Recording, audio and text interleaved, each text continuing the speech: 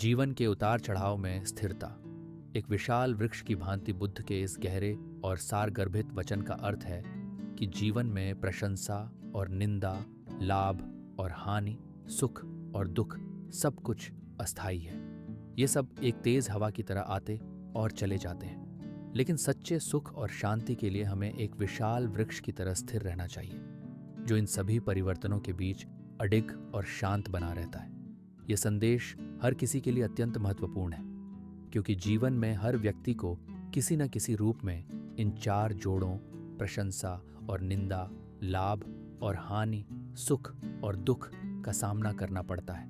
यदि हम इन परिस्थितियों में बहकर अपनी आंतरिक शांति को खो देते हैं, तो हम सच्ची प्रसन्नता और आत्मिक संतोष प्राप्त नहीं कर सकते।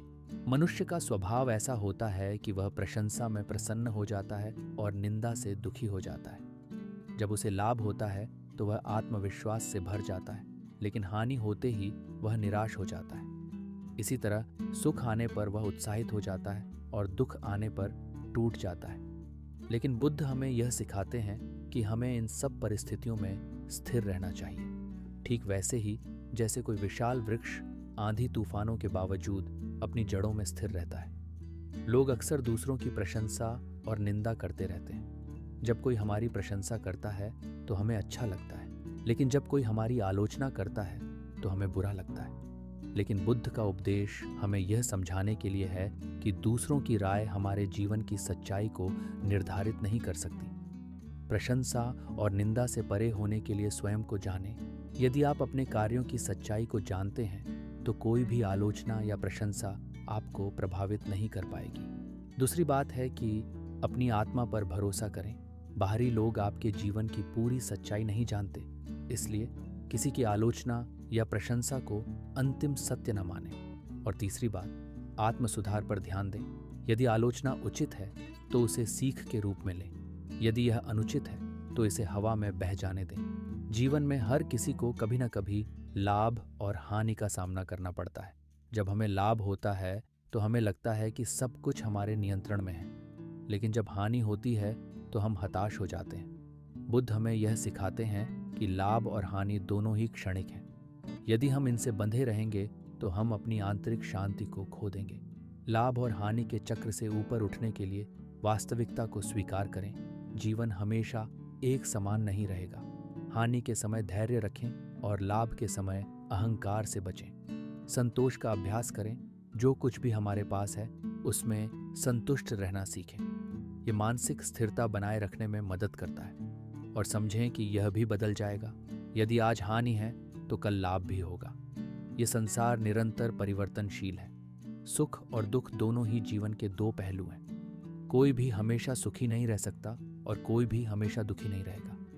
बुद्ध हमें यह समझाते हैं कि हमें इन दोनों अवस्थाओं में संभव बनाए रखना चाहिए। सुख दुख के प्रभाव से मुक्त होने के लिए सुख में अहंकार न करें।